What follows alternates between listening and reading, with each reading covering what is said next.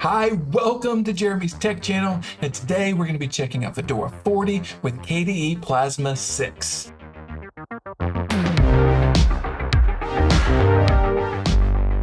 So welcome to my channel. My name's Jeremy. It's about tech.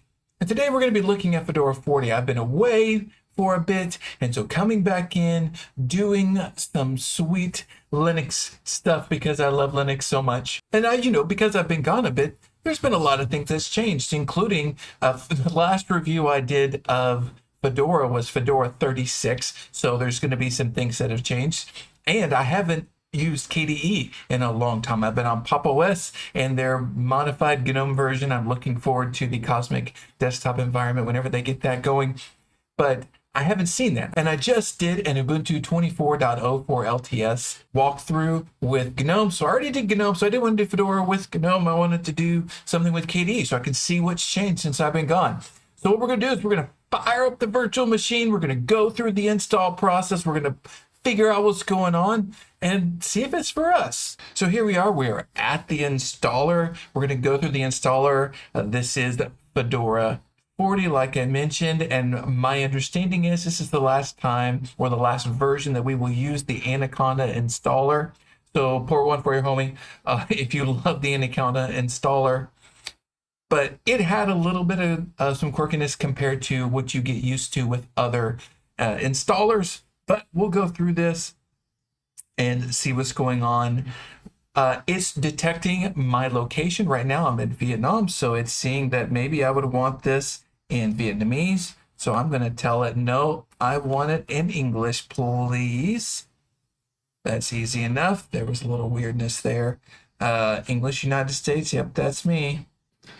And here's where some people get a little, you see these little warning sections here, but all it is saying, hey, automatic partitioning is selected. If you wanted to define what that is, then you select what it is, and then you click done. That's it. It says no disk selection. So let's just select a disk. I unselected the disk.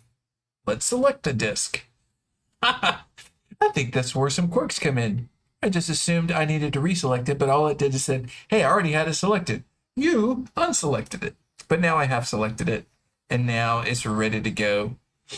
And root account is disabled. You can still use the sudo commands to have access. And then I need to create a user. And done. And now we are ready to begin installation. Click. And here it goes. We'll go ahead and speed this up. I'm hoping it won't take as long as the Ubuntu 22.04 install. That thing took almost 40 minutes. It was 38 minutes when it was all done. But let's go ahead and speed this up.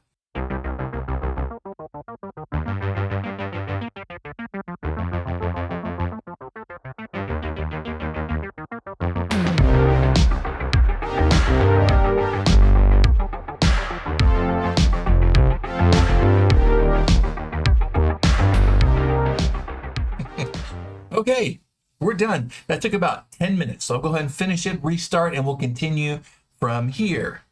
Okay, so here we are, booted in to Fedora 40 with KDE Plasma 6. So we have a nice little welcome message from KDE. Oh, they have the mascot Conky in there. Cool. So here we go. They're saying it's simple by default. Power when needed. KDE Connect. Super cool.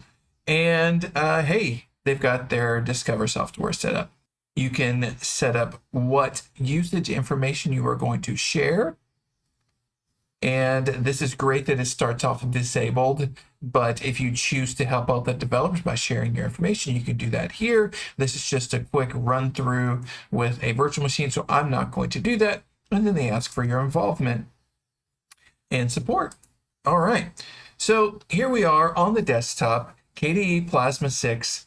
I believe theirs runs with Wayland. I am running on a virtual machine, so things may look not as good as it could be. Your mileage may vary. I like to go ahead and try to get a sense of some things. I see the bar down at the bottom, and I'm guessing, oh, look at that menu. Just kidding. Look, Nice, simple layout, right? And it doesn't look like there are a bunch of things installed, and most of it is just the KDE suite type of things plus Firefox. And look, the Fedora Media Writer, which if you want to create more live environments to boot up on a flash drive, you can use that there. But one of the things that Fedora does great, they do it with the GNOME version, and it looks like on my initial look here, and maybe I dig in a little more and find otherwise, is they tend to let the desktop environment just be as vanilla as possible, add in some light theming, if you will, and let the desktop environment speak for itself. This is considered with a spin. So the official version, the official workstation comes with GNOME 46, and this beauty is KDE, and it comes with Firefox. And I don't know if you noticed, but while we were walking through that part, updates and security updates are already here. But let's go ahead and walk through and see what's on this bar. So we'll go from left to right. We just already explored the application launcher, and it doesn't look like they installed much. Oh, they did also install LibreOffice. So you have LibreOffice and the K suite, if you will. Next, you have your system settings, and here's where you can set your theme. Do you want it to be light? Do you want it to be dark? I will apply. So it waited for you to apply. Sometimes you click it and you expect it to just go ahead and change, and then you hit apply, but it was you click apply and then it worked. And I don't know if you noticed, but the the background changed with the light theme versus the dark theme, which is great. And then if you love wallpapers, you've got some wallpapers here. Imagine that. Wallpapers. I don't know why I've always liked this one, but I do. One of the things that I remember from KDE is there are so many options that you can just dig in and start to change. The reason why there was no touchpad found on this laptop is that it is a virtual machine and it just sees a virtual input. So it sees it as a mouse. See, VirtualBox mouse integration, that's why. Keyboard, touchscreen, if this was a touchscreen, which it is not. It looks a little more cleaner on the organization of what I want to adjust or change. But what if I want to go a little deeper on the themes? So there's a Fedora, which looks like a mixture between dark and light. The Breeze Dark, Breeze Twilight looks similar. But if you're not cool with any of those things and you are adventurous, you can go to Get New Themes, and it's hosted by KDE and it's uploaded by other users, and that's where it comes from. It is maintained essentially by users. So you can click Get New Themes and then you get some options here. They make sure to tell you the content available here has been uploaded by users like you and has not been reviewed by your distributor for functionality or stability. There could be some things, I don't know. Do you trust your fellow neighbor? Up to you. I'm sure most of these are fine, especially if you see a bunch of ratings or downloads. But if you're looking for a new theme, you can download it. Boom. There it is. If that's your jam, I do like that. That's pretty cool. And then you can just keep digging in even more. The colors, how you want to adjust the nightlight situation for your eyes. Window decorations, you can really dig in, and that is great for some people. So I wanted you to see that on the system settings, and that is definitely something that has continued with KDE. So I felt pretty comfortable. I did use KDE a couple years ago. Also, we have the Discover Center. It looks like it's been improved so much. So boom, here we are. We've already got some choices here. And let's say I wanted to download Kdenlive.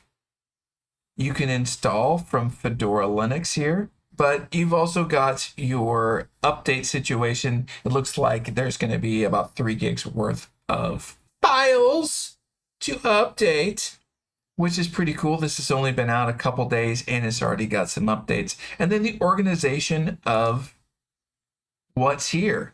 Such an easy way to see things. They actually broke it down: photography, painting and editing, 3D, all of that. Obviously, Blender is that. So let's just go home. Oh, settings. Look at that. Settings right here. So you can quickly add your repositories.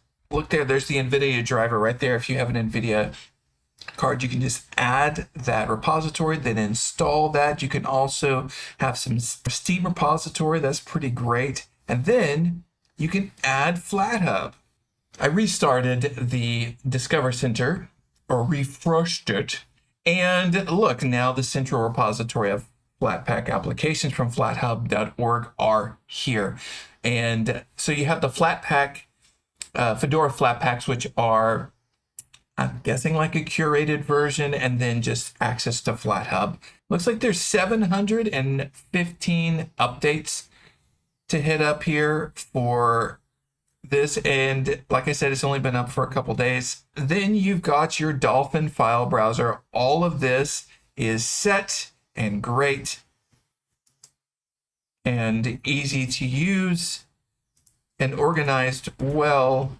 I like everything just being off to the left. You kind of just get used to it. Looks like there is a cool split version here. That is great. So over here, I'm sitting in the desktop. So I select the one that I want, and then I can be in music. And this one's on desktop. And that's really great to be able to put easily one pane next to another. I don't know how many times I've had a couple of file explorers open, and that's nice. Little cool thing there. I see restore. Whoop, whoop. All right, and then minimize. Whoop. That's nice and easy. Love it. You know, another thing I'm noticing is the bar down at the bottom. When something is not full screened, it moves itself up a little bit, makes itself a little more floating, which is great. So KDE is really pretty clean and nice and easy to see here. Here's our network connection, our volume, and then it looks like if you have other applications open, you can adjust the volume for those applications. And you've got your nice information of time of day, day of the month, of the year, that kind of stuff. And this is moves windows back to their original positions, temporarily shows this. Okay, cool. So let's see here. If I have this open and I have this open and I click this right here, whoop, whoop. Nice one button push to quickly see the desktop. If you're in I'm using my mouse mode versus terminal mode or keyboard shortcut mode, which for me, I like having the option of both, and I will not be ashamed of that. Let's see here, right click, we can enter edit mode. And this menu pulls down over here and you can add widgets, which is cool. Let me add a widget. I want to add a, oh, let's see, they got some new ones here. You can add a dictionary. You can add display configuration, hard disk activity, all kinds of cool stuff. That's really great. Your media player, system, another system tray. Some of these can be set up to run in your panel and some can be on the desktop. So I'm going to try to, yeah, so I can set up this display configuration right there on the panel if I wanted to, or I can set up something else just right on the desktop. I want to put this sweet analog clock just right there for no good reason. Maybe I'll put it over here, and you can make it bigger because why not? I'm going to make it bigger. Community design. And then you'll have some other options right here. Show the seconds hand. Show the time zone. So I want to show the time zone. Apply. And it says Asia Ho Chi Minh, which once again, I am sitting in Asia right now. So that's perfect. I don't know why you want to clock that big, but you can do it. You can do it. It's pretty great. If you're into widgets, that's there. You can also get new widgets. Once again, KDE hosts these things. People put things in there. Just be careful. Look and make sure that it's something that's regularly usable so that, something weird doesn't happen to you. And then you can add another panel. Choose display settings, manage desktop. So if I wanted to add a desktop, I could. So it's pretty great. Now this is set in here. And if I click it, oh, look, really annoying. Enter, edit mode. I'm going to edit. I'm going to put this right in the middle for no good reason. And then on panel settings, you can set the opacity, the visibility. Is it going to always hide? Is it going to just dodge windows where that's just where it moves down a little bit like we saw earlier? Those kind of things. You can set the position. Do you want it over here? For some reason. That's what you want. You can do that. And it just gives you these nice little arrows telling you where it's going to be. Now I decided to redraw my massive clock. That's okay. That was really pretty annoying anyways. One of the things that you can also easily do is you hit the super key and your applications. And now anything you've selected regularly shows up in this favorites area. Neo Fetcha. Ooh, that looks weird. So there you are. You're there. You can see what's here, the kernel. How many packages are on this base install? +1 because I had a NeoFetch. And it knows that it's on VirtualBox. I couldn't get my Virt Manager to work right with the network for some reason. I got to reconfigure it. So I just use Virt Manager for this today. But there you go. You can see what you need to see. And also one of the quick things with console with the K, you can tab your terminal or you can split view left, right, or top, bottom. So you've got that here, and then, you can do something else down here, which is really great. I like that from KDE. It's giving me a choice to close the current tab or to close the whole window. That's a nice selection. There's some really nice comfort in thinking through of what you're going to be using. I'm really liking KDE. The other thing people like to see is what version of Firefox we're using. I did a quick look at flathub.org, so that's why that had already been opened. So here we go, 124.0.1. That's the version you see here. So that was Fedora 40 with KDE Plasma 6. Fedora just gets out of the way. All your packages are more up to date than like a Debian system as far as the stable goes there. So that's pretty great. They don't get in the way of the desktop environment. And there was just some slight theming. And KDE Plasma 6, wow. I know it sounds simple. What? You just click some buttons and put up a widget. It just seemed a little intuitive. The little messages where I wanted to click, it was giving me exactly what I was looking for. And that's a sign of a good desktop environment that I could navigate so quickly. Another thing to note, setting up FlatHub was easy. I wish it would have been set up directly out of the box, but I understand Fedora's doing its own thing and it has its own way of doing that, and that's fine. It's their business. Did I like it? Yeah, I really did. I really feel like I liked KDE a lot, and Fedora is going to be an easy system to work with if I needed to. In fact, it might actually be easier for me to use a Red Hat-based system because of DaVinci Resolve being originally developed, the Linux version for CentOS, and so I think that might be something that I would consider using. I don't think I would have any problems telling anyone to use this. The install process was easy. It took about 10 minutes on my computer, and I think that was my network connection that even slowed it down like that. It really was no big deal. Desktop environment, easy to use. Nothing's getting in the way. There's not a lot of extra bloat or extra software installed. And the Discover Store is really easy to navigate. Things seem to be where they need to go. Easy. Get your system up and running pretty quick. Seems snappy. Pretty happy with that. I'd do this. I would do this. This is a Fedora 40 KDE Spin. That's what they call them. I loved it. I really did. I wasn't expecting to. That was a walkthrough. Maybe I'll put it on some bare metal somewhere, maybe on my wife's computer, or on this one if Papa OS just blows up on me. I don't know. But that was pretty great.